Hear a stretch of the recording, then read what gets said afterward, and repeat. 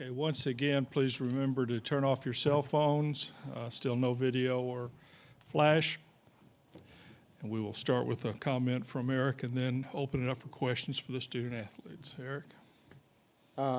Well, first off, want to congratulate Coach Corbin, Vanderbilt University, their staff, on earning the national championship. They were the best team, and I know what they put into it, and they certainly deserve it. I'm very proud of our team. We talk about leaving a legacy in our program, and it's not about 50 wins or stats or accolades. It's, these two guys to my left here, along with the seniors and the upperclassmen, they have inspired future generations of Michigan baseball players with a belief that winning a national championship is a possibility, and getting to Omaha is something that can be done on a consistent basis. And the only way you can have an Omaha program is if you first have an Omaha team. And this is very much a tipping point for us, and very proud of what these guys put in on a daily basis. From day one, they were very determined to make that mark and leave that legacy, and everybody says that, but not everybody's willing to do what it takes, and these guys did it on a daily basis, and the effort that they put in will never be forgotten, because now everyone coming back and everyone coming in is going to know, there are no little things, and we're just going to find a way to get 1% better. But we wouldn't be in this position without our seniors, without guys like Jimmy and Akeo and all of our upperclassmen. So just can't say enough how proud I am of what they not only have done for this team, but the impact this is going to have on future teams. Okay, we'll open it up now for questions for the student athletes. As always, please identify yourself, your affiliation, and to whom you're asking the question. And we'll start here in the back. Dan Hoppin, Detroit News. For both the players, I know this is kind of a tough moment for reflection. It's all very fresh, but can you maybe look back on these last 4 years and how far you've come and kind of talk about how you've seen this program grow? Jimmy, you start, please.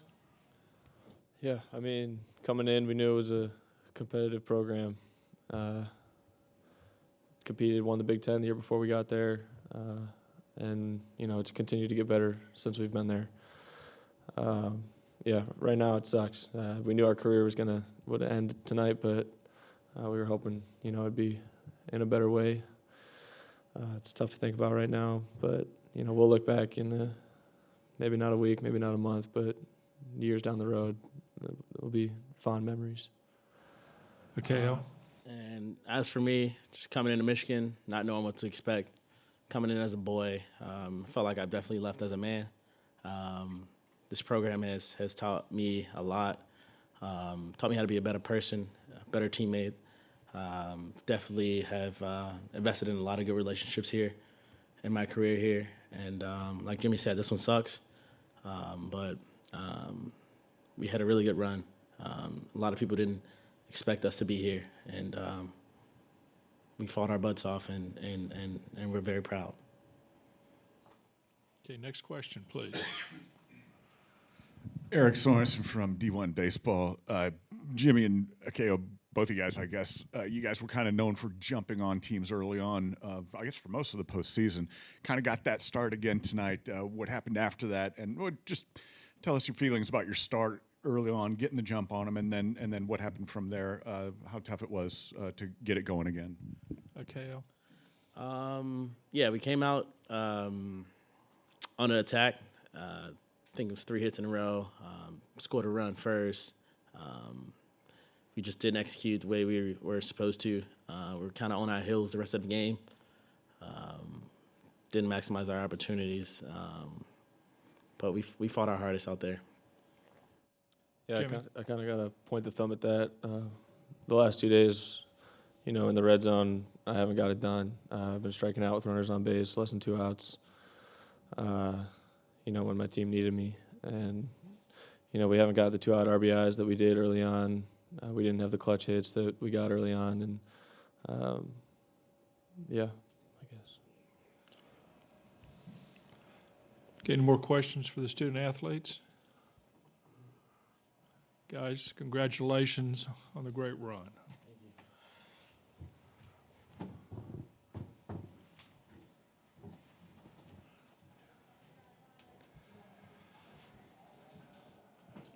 Okay. We'll start with you, Kendall. Thanks, guys. Thank you. Start right here with Kendall. Kendall Rogers, D1 Baseball. Eric, obviously the loss is pretty fresh here, but do you think you guys doing what you did is kind of a turning point for potentially the Big Ten and Northern baseball in general? Well, I can just speak for Michigan. It's a tipping point for Michigan. It's I think it absolutely for our program. We've talked about in a recruiting pitch that Midwest kids don't need to go south to develop into professional players and to make postseason runs. And we've talked about kids from outside of the Big Ten footprint, outside of the Midwest, that they can come to a school, they can come to Michigan and have that same experience. And so for us, we needed something, a magical type of season. Inside of our locker room, believing is seeing, but maybe externally seeing is believing. And from those external things like recruiting or whatever it may be, this you would think that this type of success, even though we're not number one, will move the needle and tip the scales and allow us to be a program that's now ignited to where this becomes the standard, and the guys believe that they know we can get here and they know we can compete for a national championship. Now they know what it takes to navigate their way through a postseason. We're always going to recruit. We're always going to have good players. It's one thing to have good players. It's another thing to play well as a team and play your best when it means the most. And now our guys have experience doing that, and that's a huge luxury to have. Matt. Matt DeMarinis, White and Blue Review. Eric, you wanted your team to watch the celebration after the game was over. How, I guess, frustrating is it? Maybe that's not the right word, but frustrating is it gets so close to a national title that you can taste it, even when a lot of maybe people didn't expect you to even be at the table. Yeah, we're watching it because, there's only one other team that in the country that gets to watch that live. Everyone else is watching it on TV. That's something that has value for our guys to see that in person. We're also watching it out of respect for Vanderbilt and, what they accomplished. That's a huge moment for them. So, I already congratulated them on an amazing season, but yeah, those would be the two reasons. But yeah, it is, obviously we want to win. We want to be number one. We train to be number one. But, there's only one happy team at the end of this. KO hit on it. What this has done for these guys as people, and how it's going to impact their success. These guys are going to go on. They're going to be future husbands and future fathers and future community leaders a whole lot longer than their baseball players. But the lessons that they learned in our program and through their success in this postseason are going to last with them forever. So even though we're not the national champion and we are the national runner-up, I know what it's going to do for these guys for the rest of their lives, and that's awesome. Eric. Thanks. Eric Swanson, D1 Baseball. Congratulations on a really great season, Eric. You've had great teams at Michigan over the years, but what kind of clicked with this team? What was the difference with this team compared to the teams that you've had before? Yeah, we have. We've had good teams. We've had teams that, we had a team that led the nation in draft picks a couple of years ago, and you just need. With this team, we had the right leadership with the upperclassmen. And we've had good leadership before, but when you haven't done it before, you need that authentic moment to take place to where it just clicks with everyone and the belief and the confidence that they get from it. But this team was different.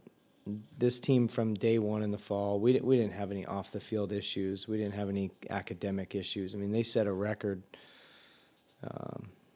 for their GPA. It was the first time we've had a cumulative program GPA of over 3.0.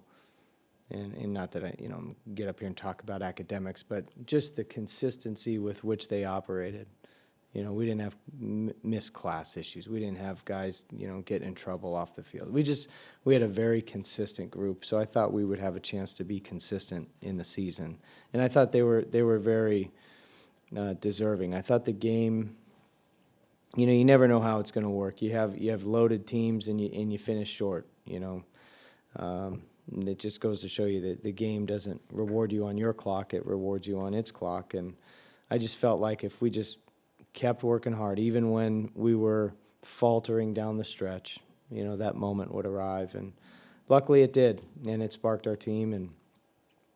But I would say if we don't have the leadership that we have, the captains that we have, the upperclassmen that we have, we would have never even been in that position. So, to answer your question, the leadership within the group and the consistency with which they operated allowed this run to take place. Get back here. Okay. Austin Falco, WCBN Sports. Coach, you talked about how this season and throughout your time here, you want to pay tribute to the previous 152 teams that have come through at Michigan, from the throwback uniforms being one of the examples. Years from now, how do you hope that future Michigan baseball teams are looking back on Team 153? Well, I think page 153 in the Michigan baseball history book will always be earmarked, will always be referenced. There's just so many storylines that have come out of this group of getting knocked down and getting back up and fighting through adversity and just having a bunch of, just good dudes. We talk about being a good dude in our program, and just a lot of really good kids that do the right thing. And I think that future teams will always reference back to this particular group as a model of consistency, of how to take care of the littlest of things and having total buy-in, and never doubting, even when it would be very easy to doubt, even when we had some slip-ups, but they didn't. And they stuck with it, they stayed positive, and they got hot when they needed to. And they made the run that we needed to in order to put ourselves in position to be one game away from a national championship. You could look at it just at face value and say this is the third best team that Michigan baseball has produced, but, in the modern era, to do what we did this year is extremely special, and I think bodes very well for the future of our program. Okay, this will be our last question for the group. Ken Schwartz, Michigan Daily. Piggybacking off of the future of your program, what do you think this run means for the future of your program in terms of recruiting and coming back to Omaha? Yeah, well, I think there's some ignition that goes with it. There's probably some young kids watching TV tonight throughout the Midwest that are now looking at Michigan as the baseball program to go to in the entire Midwest.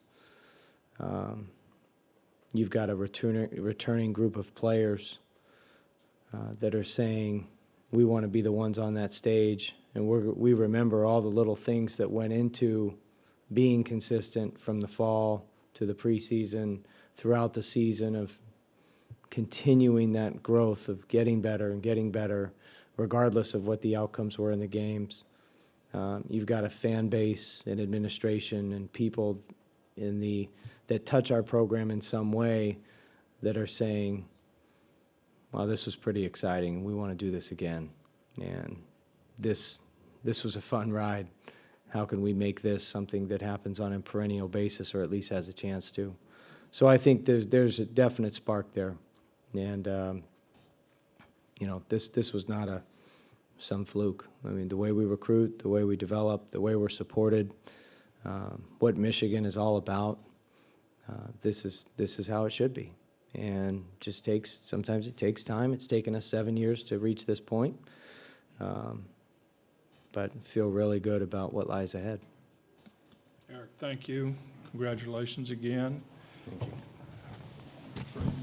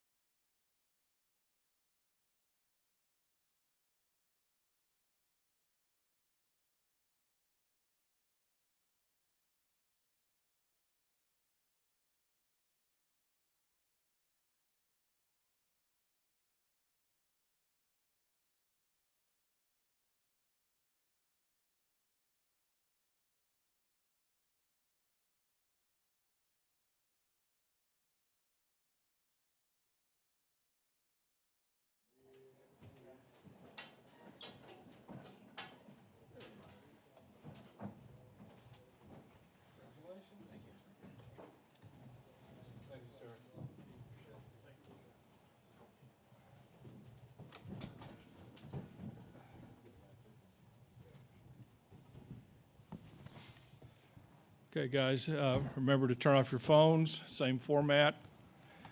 Tim, congratulations.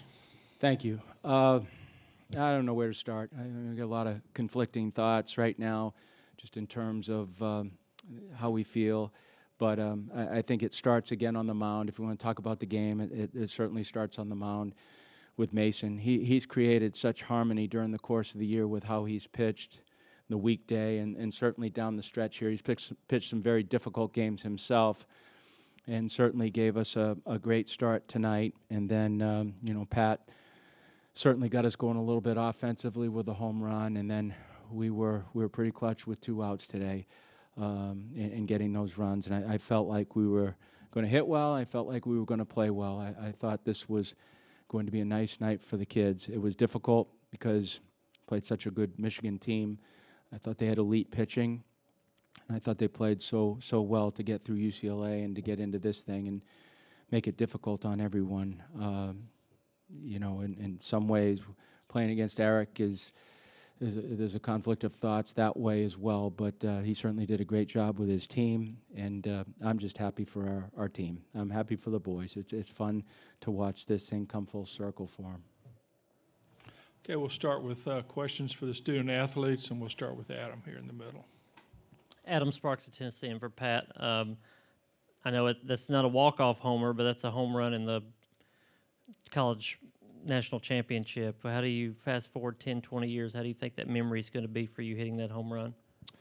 Yeah, I don't think it's really sunk in yet. I don't think it's sunk in yet for any of us, this whole experience. But, I was just trying to stay in the moment and, hopefully it'll sink in a couple of years. But right now, it just feels like any other. Simon Gibbs, Vanderbilt Hustler. This is for Mason and Ethan. In the first inning, after the first few base hits, Ethan, you went over to the mound, spoke to Mason, and it seemed like a completely different ballgame from there on out. What was that interaction like? Ethan, what did you say to Mason? Mason, how'd that calm you down?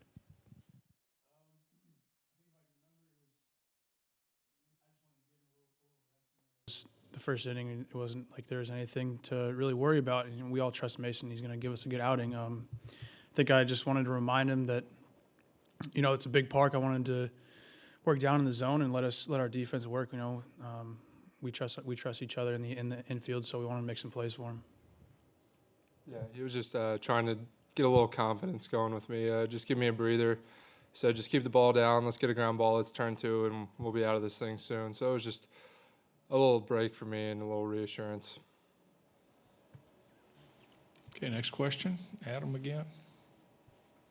Ethan, I talked to Teddy and Susan, and they weren't going to ask to go up there, but I could tell they really, really appreciated you guys bringing them up there. Why did you think that was important? For so many reasons. That's those two means so much to this program and all the players and the seniors. And to this day, every time I look at Teddy, I think of Donnie, and just being able to share that moment with them was something that, I think I can speak for the seniors, but probably the whole team is something that we've all really wanted to do. This team is so special for so many reasons, but we're all genuine. We all care about each other, and they're just as much a part of the team as we all are. Okay. Yep. Okay, Teddy. Teddy Cahill, Baseball America. Ethan, you and a few other guys made the decision to come back for your senior year. Just what does it mean now that you accomplished the final goal that you guys had set out? It definitely makes it, definitely makes the decision a lot easier. I think at the end of the day, our number one reason to come back to school, wasn't to, have this outlandish season or anything like that. I think that we all wanted to just be a part of something special. It's great to win a national championship. It's great to do all those things, but the program means so much more to us than just winning. I think that there's such a bond with each other, and we do all those things off the field, and we celebrate each other so well. So I'm happy that we were able to have this moment, and it's going to be a memory for forever. But just being able to share this team and this experience with these guys, we're going to have friends for life. Okay, back here. Phil Stanton with College Baseball Insider. Ethan, did you guys feel pressure through the postseason being the number 2 seed? I wouldn't say so. We've never really, credit to the maturity and the experience on this team, we've never really looked too much into the rankings or opinions or media and stuff like that. It's great to be thought highly of, but that's one of the reasons why this team's so successful is we were able to just stay within each other and keep the communication within each other and have a similar vision. So I think that led us to having some success along the postseason. Adam? Mason, you were midweek this year. Obviously, your weekend last year. At some point in the season, did you think this would be possible that you would be on the mound for a national title, this type of moment for you to be in? Absolutely. I thought we had the chance the whole season to end up in this situation. I had no idea what exactly my role would be. For me, it was just trying to put our team in any position to win that I possibly can, and a lot of the credit is because of the defense we had behind us, because of the offense that was produced tonight, and that really allowed us to get to this moment. Okay, any more questions for the student athletes? Yeah, Aaron. Aaron Fitt, D1 Baseball. Pat, the way this offense kind of coalesced here over the last couple of games, what do you attribute that to? It seemed like you guys were very patient. The walks seemed like a major factor here. Was that a point of emphasis for you guys heading into the last 2 games? Yeah, it was kind of a slow start to the tournament, but we were playing good offense. It was just we weren't getting that big hit. And tonight, most of the damage was done with 2 outs, and we were just getting that big hit, and you know, we were stringing good offense together as a team. It was team offense tonight, yeah. Okay, any more questions for the student athletes? Guys, keep celebrating. Thank you. Thank you.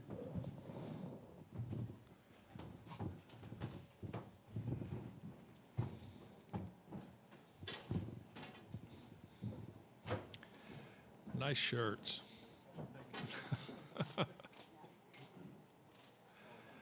Okay, let's open it up for questions for Tim, and Adam's got his hand up.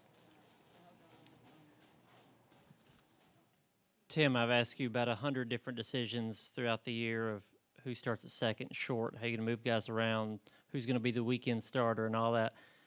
Do you see it as each of those incremental steps lead to something like this? Do you look back at those each decisions and think it could have gone one way or the other if you didn't make the right decision? I guess you could think about it that way, but you drive yourself crazy. I think the decisions that we always wanted to make as a staff is just try to create consistency among the group. And the closer we could get to roles quicker, the better we felt we would be. Once we created those roles, then we just asked the guys to serve them and stay in them and do whatever they could to move the team along, and they did that. Here to the left. Zach Ellis, Vanderbilt Athletics.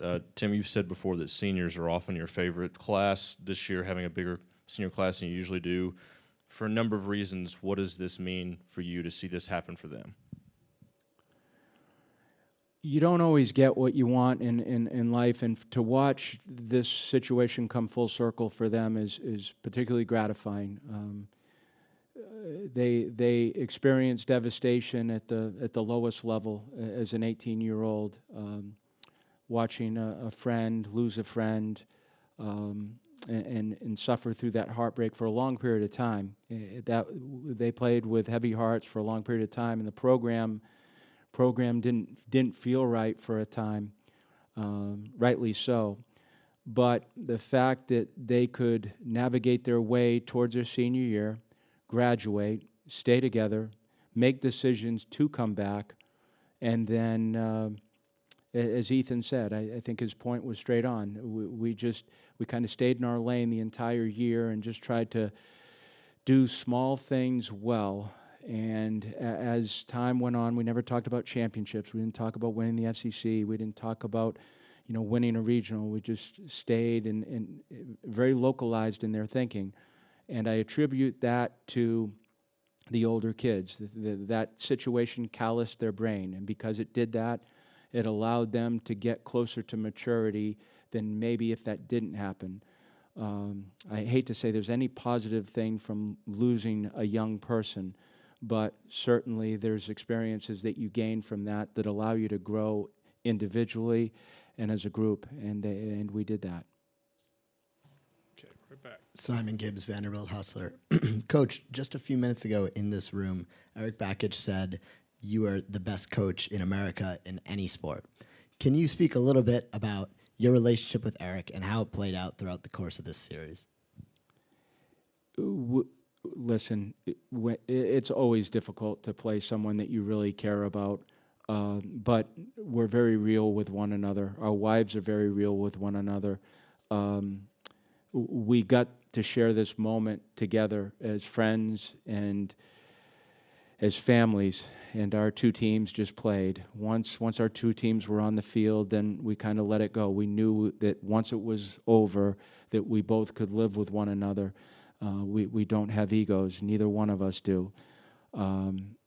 He's a special guy, and I say that besides the sport. I mean, I've always said Vanderbilt's not Vanderbilt if Eric Bakich isn't there.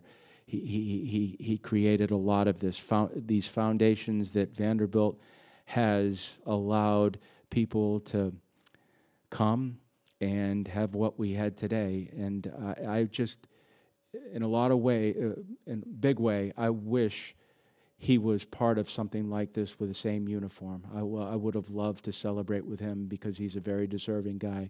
But in saying that, he will enjoy this at some point. He will have that opportunity. Okay, Aaron. Aaron Fitt, D1 baseball coach. when you look at the kind of the development of this pitching staff over the course of the season, I mean, everyone knows how many huge arms you have, but to see them come here and command the zone the way they did in particular, on this stage, it seemed like that's something that got better over the course of the season. Is that an accurate read, first of all, and how important do you think that was to getting this team where it is right now? It's very accurate, and you and Kendall and Teddy have seen a lot of baseball, and you've watched staffs grow throughout the year, and I think that was at the end of it that you have to. I know our offense was celebrated for a long period of time, but you look at what happened in this tournament, and it was pitching and defense, and certainly starting pitching. We won this in 2014, it was relief pitching. In this tournament, it was starting pitching. And I think, forget the fact that Drake started on a Friday, or Raby started on a Sunday, or Kumar started on a Saturday. It was a strong collection of individuals, and they pitched deep into ball games. And when you can pitch deep into ball games in Omaha, you give yourself a chance. Had we not done that, we weren't good enough offensively really to get through this tournament. So yes, that's a very accurate read on our staff. It grew as the year progressed. Teddy? Kumar got named most outstanding player. I know we talked a lot about him last night, but just what does that mean as a freshman to have that guy come out and pitch the way he did on this stage? It's almost unfair to look at him. He's a freshman, but no one looks at him that way. And I think he kind of gained that feel early March and April. And I think it was his presence. I think it was his attention to detail. He's got a teachable spirit. And he's one of those kids that is curious. He'll listen. He'll ask good questions. He won't yeah you to death. He's not that kid. There's an honesty about him that's very refreshing, and he's tough. And he's got a fiber of competition that's different. He loves the arena of competition. And when you see guys like that, they separate themselves. And handing him the ball, I didn't feel at any time that was above him. I felt like that was for him. That's something he wanted. That's something that he could do. He pitches for Vanderbilt. He loves to pitch for his team, and it's pure, and it's raw, and it's not manufactured. Okay, any more questions for Tim? Congratulations once again. Yeah. Thank you, Bill. See you next year. Thank you all. Really appreciate it. Thank you.